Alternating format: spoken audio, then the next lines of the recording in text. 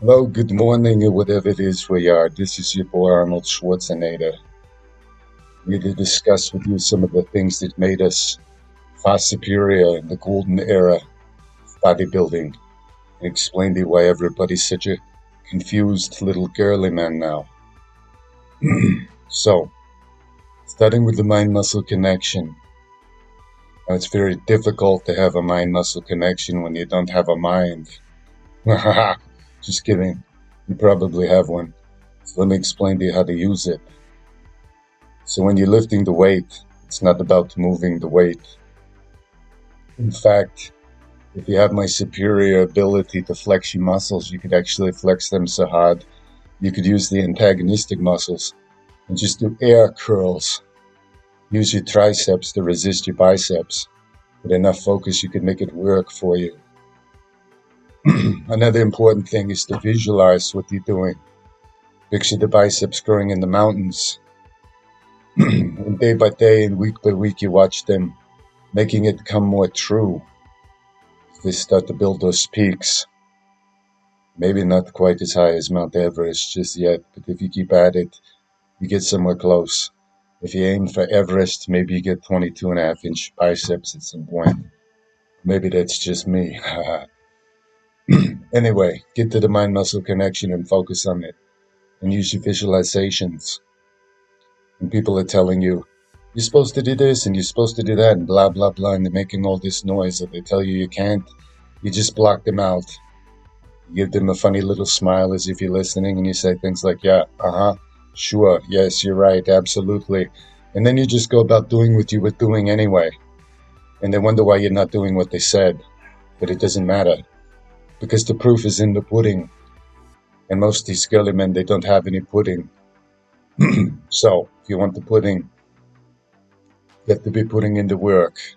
Lots and lots of work. With lots and lots of focus. So those are a couple of the main elements when it comes to the mind-muscle connection. You have to be able to shut out the rest of the world and just use your own visualizations about the muscle you're training. Put that electrical energy from your brain right there into those muscles to make them respond with the most focus and control what you're doing, okay? There is no bathroom. I don't care if you wet yourself. You're so focused on doing your curls in this situation, whatever it is, that you don't notice other bodily functions. You don't notice if there's a hurricane. You don't notice if the gym is collapsing on your head. Or if you're outdoor training, you don't notice if you're getting sunburnt. Or if some half-naked girl is doing squats right in front of you on the beach, on Muscle Beach. It doesn't matter, because I'm here to train. I have to focus on my mind-muscle connection. This is one of the big things, obviously. All these people talking about rep ranges and how many sets of this and which exact exercise, and let's hook the muscles to an EMG and then talk about little charts and graphs and little maths and push some pencils around and talk about which exercise supposedly trains which part or which muscle the best. But do you know why everybody's doing this now, all these little nerds? It's because they don't know how to actually feel any mind-muscle connection. They're trying to talk their way into having muscles grow bigger. They're trying to talk the muscles. They're trying to reason the muscles into growing bigger. But guess what? Your muscles don't talk. They don't care. They don't care about any of that crap. They care about what they feel and the tension. And when one person's doing a certain exercise, it doesn't feel the same as another one.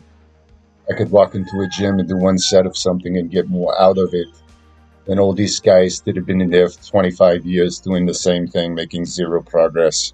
Sweating and grunting all the same and wondering why nothing ever changes. But the whole time they're looking in the mirror, they're looking around, they're wondering what other people think about them. They're talking, they're socializing, and all this nonsense in the gym. So pointless. Sometimes it's better to teach yourself this at home alone. Just grab one small dumbbell and stop being a dumbbell and learn to focus your intentions and your concentration on what you're doing. Block everything else out. I don't care if you have 6 Hollywood movies that you're learning the script for so you can be a worldwide superhero. You still have to be able to focus on every single rep of what you're doing. If you can't do that, then you don't have any focus. Get the focus. Come on, do it now. Get focused. All right, are you focused? It's better. So now the mind is inside the muscle. It's not about what it looks like. It's not about somebody else watching you and seeing the weight and going, how much weight is that for how many reps? I think I could do that. But he's not doing it at all because he's not flexing. There's no peak contraction. There's no extra stretch at the bottom. There's no flexing the antagonistic muscles to make it even harder. Listen, when I was repping 315 for inclines on the bench set after set, I wasn't just pushing the weight up and down. I was pushing inward on a bar. It's like I was doing flies at the same time, trying to crush and bend the bar inward. So I was actually using twice as much weight, twice as much force as what you see. So it's not about what you see. It's about what you see on the inside, if you have any inner vision. Some of you would talk about how this comes from your third eye. Wait, what did I say? Third eye? That sounds wrong. Somebody has a problem with that. I can't talk about that because my accent makes it crazy and cringy. Anyway, the point is you have to have a lot of internal focus. If you're the one controlling your nervous system after all, then it's not about something you're looking at from the outside in a mirror. It's like you're trying to escape yourself and dissociate and watch yourself lift the weight instead of actually feel what you're doing and make it count.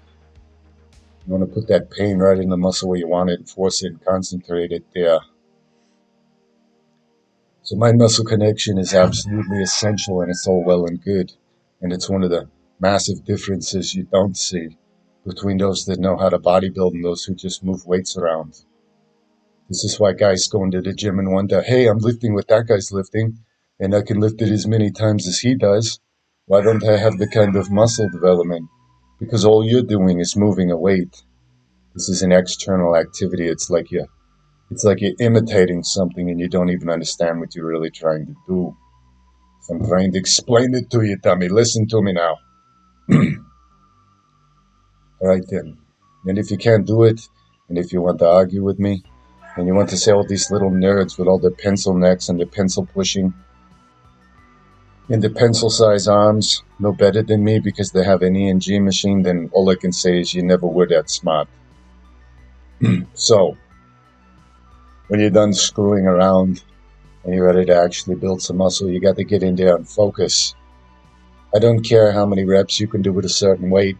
If you did it right, you probably wouldn't get half as many reps, but you get twice as much growth. That's what the mind-muscle connection is. It's making it harder, not making it easier. When you're trying to just be a big lunk and move a weight, you just try to move the weight, but you're still just a big lunk. If you want to make Superman look like a skinny wimp, you have to have the mind-muscle connection. You have to make an impression. You have to make the muscles mutate. You have to make them go through things that nobody else is willing to make their own muscles go through.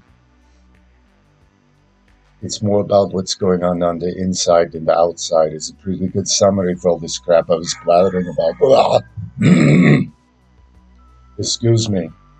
I think I'm choking on something Maria made for me. Okay, moving forward.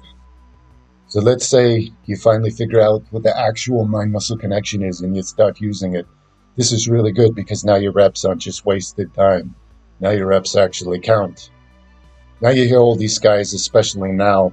Back in the day, we just trained and got it done, but now everybody wants to try to talk their muscles into growing. See, how about this? Full body splits, a bro splits, a this split, or that split. Well, let's talk about only doing 2 sets or something really lazy. I got to tell you, even if you had the best form and the best mind-muscle connection, if you're looking for some kind of way to justify doing low volume, that's nice. If you just want to be respectably muscular and functional and everything, that's just fine. But if you're serious about actual bodybuilding, if you actually want to build something exceptional, there's no lazy, wimpy, cheap, shallow, half-ass way to do it. If you're not willing to put in the time and the effort, you don't really have a passion for this. Don't call yourself a bodybuilder. Call yourself what you are. A guy who lifts a little bit. A guy who likes to be muscular. A guy who likes to look pretty good naked or whatever. And that's good if that's you and that's your goals. And most people don't have what it takes to do this anyway. But if you're into it and you love it, you can't get enough volume. I used to sneak back in the gym for a second 4-hour workout when my competitors were off eating pizza and drinking beer and screwing around and all this nonsense. And I never told them that till later, that this is why I always won. I was willing to work twice as hard just to have that extra 5%. So low volume is nonsense. Mike Mensa was a crazy guy. Don't listen to him, he's crazy. Arnold is number one. Arnold is numero uno. In fact, I'm going to go ahead and just take credit for everybody who's a bodybuilder since me, because before that, no one even knew what it was. Even though there was a few good bodybuilders before then, nobody even heard of them. I'm the one who brought it to the world, so listen to me. If you have any muscles, it's because of me. Arnold! Yes, that's how it works. Okay. So let's go on to the big thing that's missing from this picture. People don't seem to understand it all in the modern era, where everybody's looking to do low volume and call it intensity. Well, I submit to you that none of these modern girly men even know what intensity is. They're implying that somehow those of us that did the high volume during the golden era were what? Doing low intensity? I guarantee you, every single one of my sets was more painful and muscle splitting than anything any of these modern little pencil pushers have ever done in their life.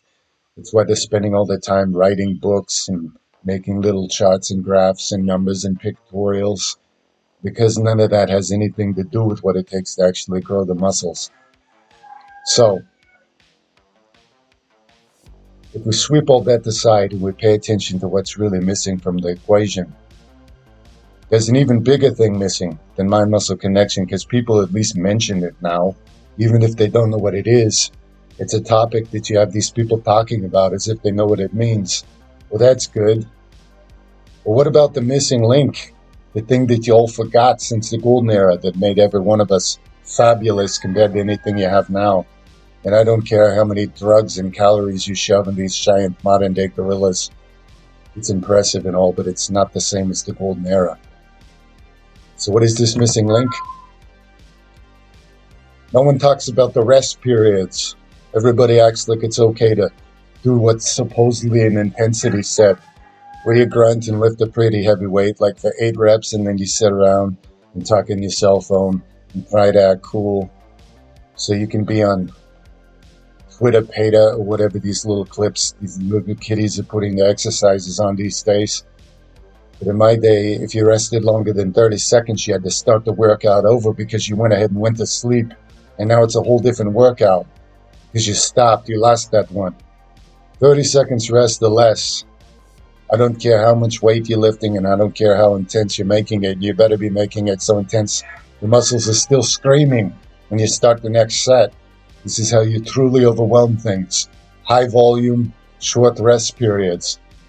Let's use this crazy guy in the jungle right here. What's he doing? Apparently, he has a bunch of rocks in these buckets, and after each set of lateral raises, he tosses one rock out and he just keeps going. Okay? This is less than 30 seconds rest between sets. This is what gets it done. This is what overwhelms the muscle. It reminds me of when I used to run the rack. I'd say, here, Franco, hold my cigar. Here, Maria, hold my sandwich. I have to run the dumbbell rack. And I'd start at the very top, of course, and do something like 300 reps with the 100-pounders. I'd set them down. I'd grab the next dumbbells down, and it would just keep going. And if anybody tried to use the dumbbells while I was running the rack, I'd say, get out of here. Get to the chopper and get to the hospital because you're going to need it because you interrupted my dumbbells. Out of here. It's my gym. I'm running the rack. Wait your turn. Wait your turn to burn. And we'd melt the delts. When we were done, we couldn't even drive home. We would routinely crash our cars because we couldn't make a right or left turn. But I was very wealthy because I was also really good and efficient with owning restaurants and managing money from a young age. So I would just buy a new car the next day. So it didn't really matter. But that's the point. If your muscles aren't so dead you can't even lift them or move them after the workout, then you didn't really train, did you?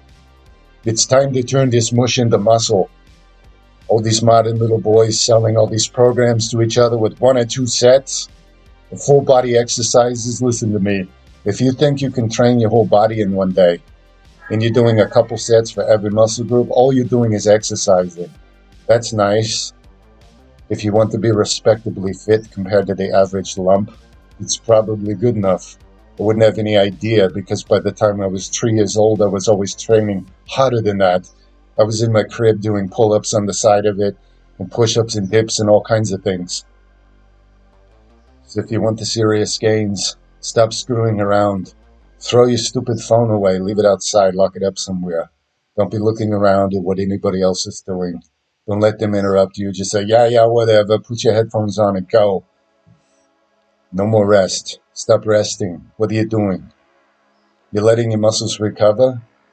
As far as I'm concerned, all you little girly men in the modern era that are waiting so long between sets, you're resetting the workout. It's like several different tiny micro workouts in one day, and none of them are enough to get any serious results. I know because I go into the gyms and I talk to these guys, and I'm kind of an insider, and people tell me what they're using, all the drugs, using 10 times more drugs than any of us used back in my day.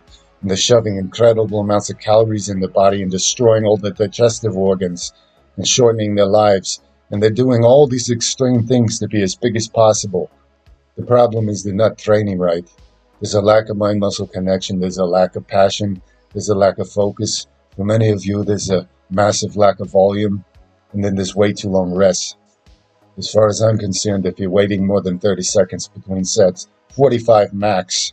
If you do a puking set of squats or something like that and you're vomiting on the floor, I can give you as much as 45 seconds.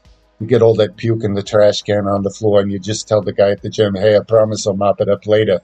Now, whether you live up to that or not, I don't know. But the reason you tell him that is you can't stop and mop it up now. You have to get back up and get that bar on your back. Because if it takes longer than 45 seconds, you're starting over. Your squat workout is over and now you're starting a new one. Do you understand what I'm saying? Do you hear me? This is the missing link from the golden era no one's talking about because no one wants to work hard anymore.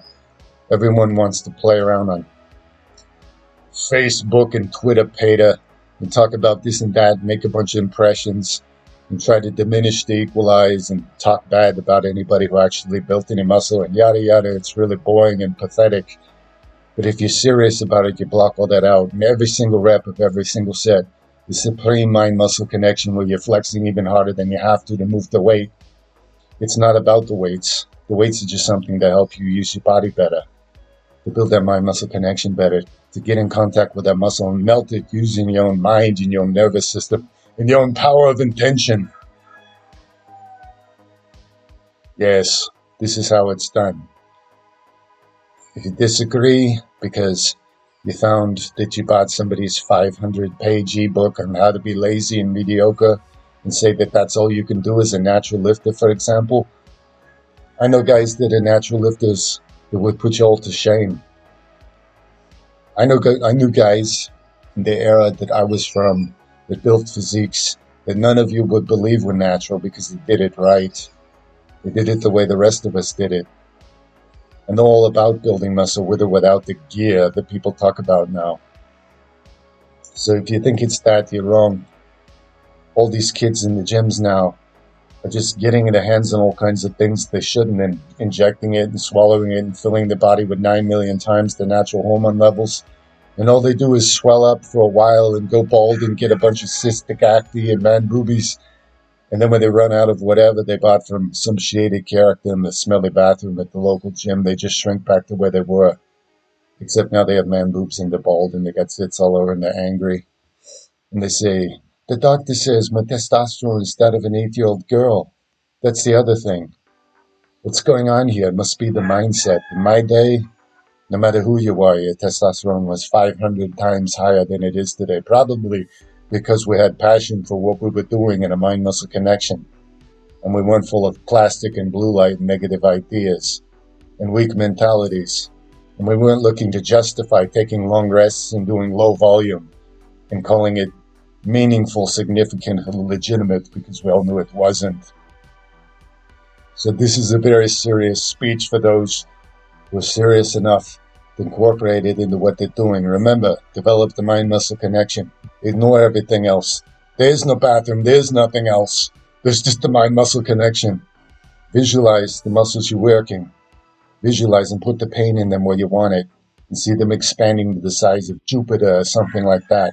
Because the more you exaggerate it in your mind, the more the muscles will respond and follow the blueprint that you're putting into your own subconscious using your conscious mind. And stop resting so long and stop looking for excuses to do low volume. Look, if you're not good enough condition yet to do high volume, that's okay. You have to earn it. You have to build up to it. It's not something you just walk in there and start doing 40 sets per muscle group one day. Of course I did, but that's because I started doing push-ups and sit-ups and squats and stuff in my baby crib. By the time I was 13, I had more reps and volume and total tonnage under my belt than most of you will in your entire lifetime at the rate you're going. This modern pencil-pushing, scheming, plotting, nerd talk. They hold their nose shut and talk in a nasally voice about how they have all these neat, expensive machines that are going to somehow rocket science the muscles into developing without actually working hard. What happened to the passion? You can't fight the predator with a bunch of pencils and math, in theory. You have to actually have the passion and strength to do it. And you have to know how to focus and not get distracted. One distraction is death. That's the way we used to do it. Right, Franco? That's right. He's giving me 2 thumbs up. So, that's the basics here. Everybody knows mind-muscle connection is important, but it's just a buzzword. Nobody knows what it really means. And nowadays, everybody's pretending like you can just insert the word intensity on something and it justifies doing some extremely low-volume training. Well, good luck with that. Even guys who took all the gear in the world and died at a young age rarely could prove that anything low volume did much of anything.